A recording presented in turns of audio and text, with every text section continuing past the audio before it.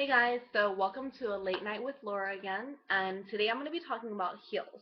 Now, if you guys have any questions about what heels should I wear, what's comfortable, or what should I start with, or even just the difference between heels, this is definitely the video for you. So I'm going to go over three basic things that I feel like people should know about heels. First one is I have like three different types that I kind of categorize different heels into. Second, I have the width of heels, which is like a huge thing you got to look at when it comes to purchasing them. Last one is the design, and this comes to whether it's per se sandal, it's a strap, if it's a short boot, or anything like that. That's something that I think is really important because it does affect how comfortable the heel is and how it looks as well. So first one, to me, I think that there's basically three types of heels that you can categorize the shoes into. Now, when I say heel, I say anything that's raised up, that's not per se like a sneaker, or they're not flats, they're not flip-flops. It's something that has height or adds height to you as the person who's wearing it. First one, as you can see, is the one behind me, the wedge. Now, the wedge I think is the most comfortable one that you're ever going to find just because it covers the most space on the ground. There's no actual heel on it, but your foot is raised up so that it gives you extra height, but you can actually plant all of your foot on the ground. Second one is gonna be a thick heeled shoe, and or just a thick heel, I guess you could say. This is just something that it has that space in between, but it's not too big. So this one, it's still gonna be pretty comfortable. This is actually what like look into now the most because I do feel between this and the wedge, like those are definitely my go-tos. Last but not least is your classic heel. So that's the one where you see the huge space in the middle and a very thin point at the end. There's some very exaggerated literal points sometimes, and there's these regular ones. And I don't find these comfortable at all. I do own a couple of them anyway because they're really cute just to wear on the occasion though. I don't recommend wearing them like as an everyday shoe. Now, let's go over the reasons. So the first reason why I do feel the wedge is the most comfortable is because of the fact that it does cover the most space. Now, as you get like the reason I have this one out is because this is my absolute favorite one. Like these are the most comfortable ones I've ever found because I was able to wear it all day on the very first day that I bought them. So I actually wore them. I bought them yesterday. I wore them today, and I wore them from 8 in the morning until 7 p.m. And basically, I wore them to work. That's why.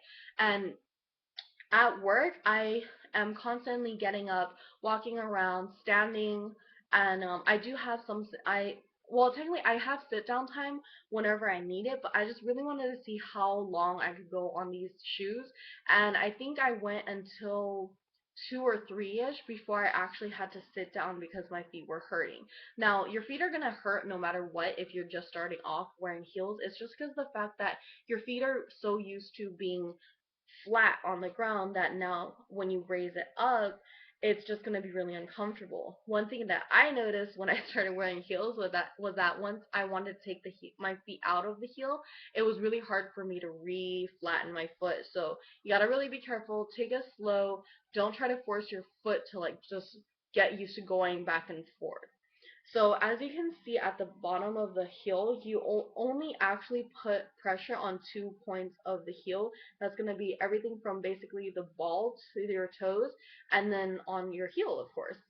Um, the reason this is the most comfortable is though the reason this is the most comfortable, sorry, is because of the fact that you don't have extra space here. So if you do per se need to catch yourself and because you lost balance or something, it's a lot easier because this doesn't tend to get stuck as much as the bottom of an actual heel would, because this is more likely to get stuck in a crack or something as opposed to this, obviously. So the reason I said the thick heels are also very comfortable is because of the fact that same thing. Like the back of the heel is less likely to get caught on anything because there is still grip at the bottom of it. It's meant to help you stay in place. But sometimes you can catch a heel, and that's how some people break the back of their heels because the heel's still there, but your foot moves somewhere, and it basically snaps the heel. Um, Thick heels make it a lot harder to do that because they give you a lot more stability.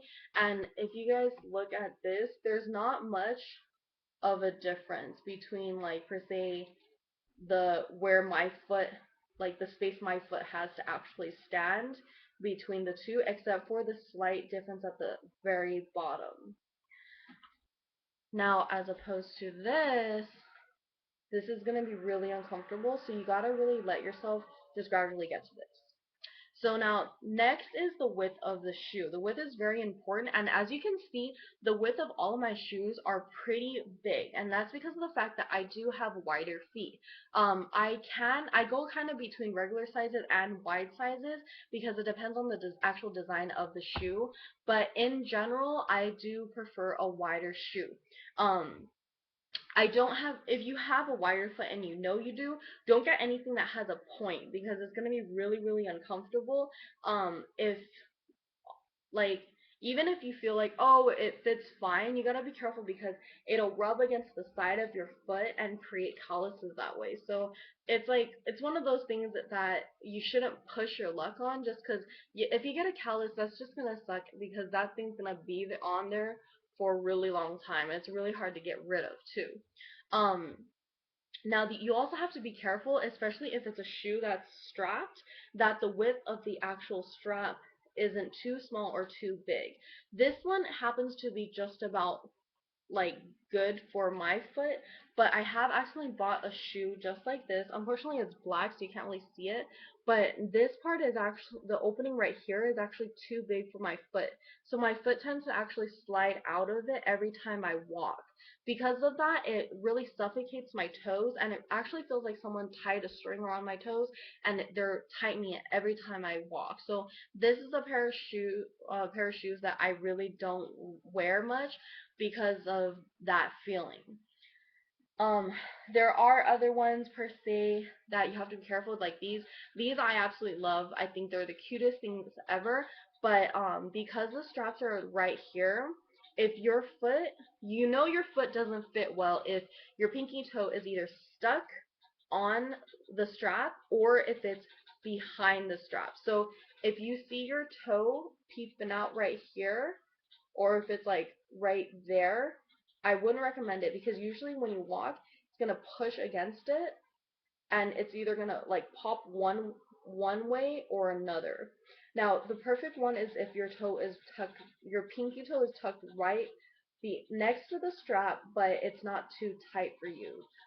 That's what I recommend if you're looking for sandal shoes where you should look because your big toe should still be up here and your pinky toe should be right over here, tucked nicely with the nail kind of sticking out a little bit from the strap.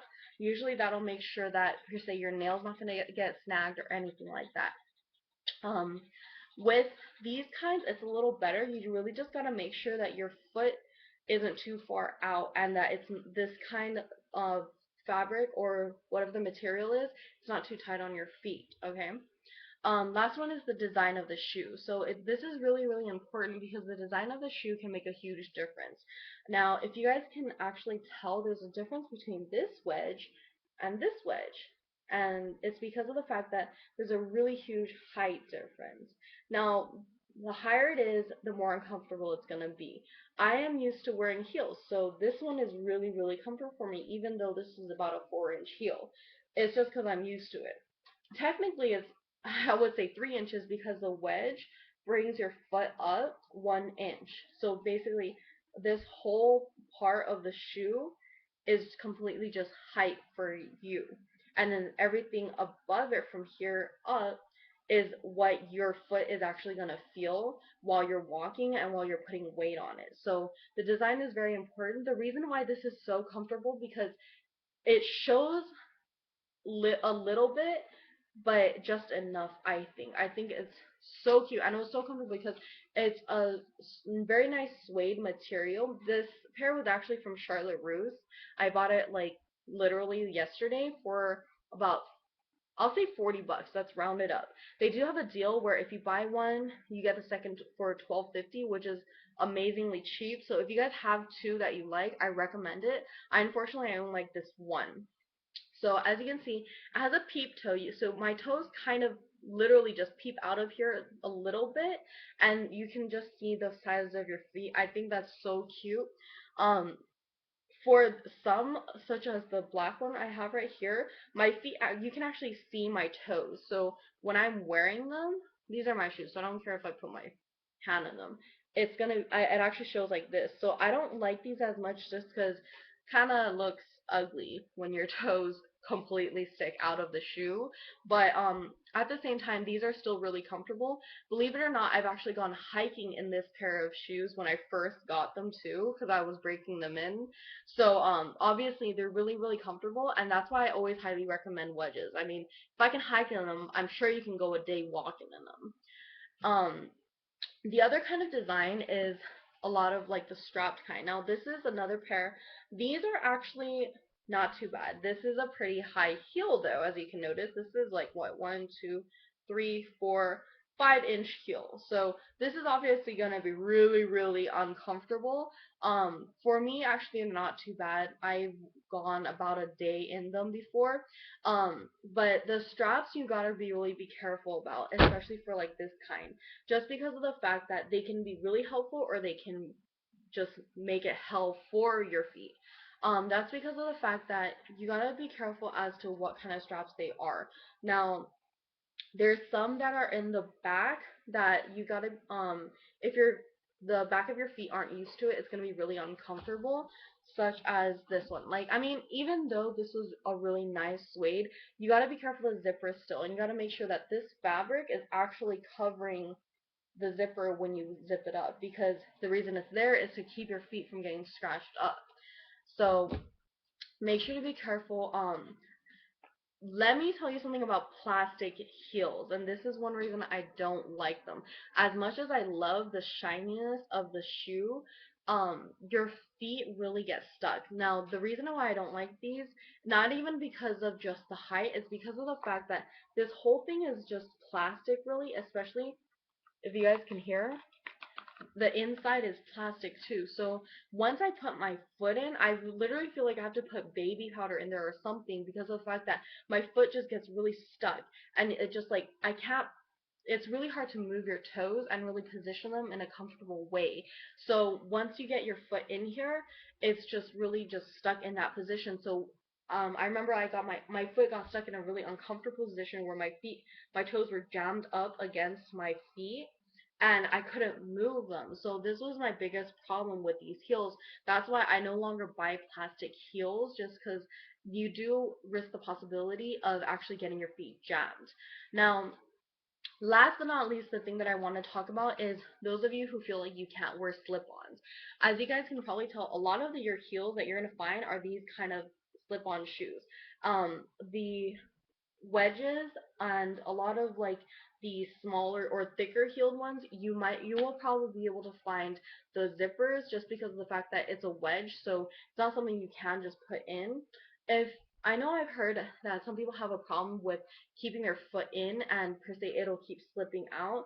Make sure you get something that has a pinched heel when you first buy it. Now, this one is a little hard to see, but this is actually the kind that I recommend, because right in here in the back of this, there's a little rubber thing. Um, yeah, that's like completely unseeable.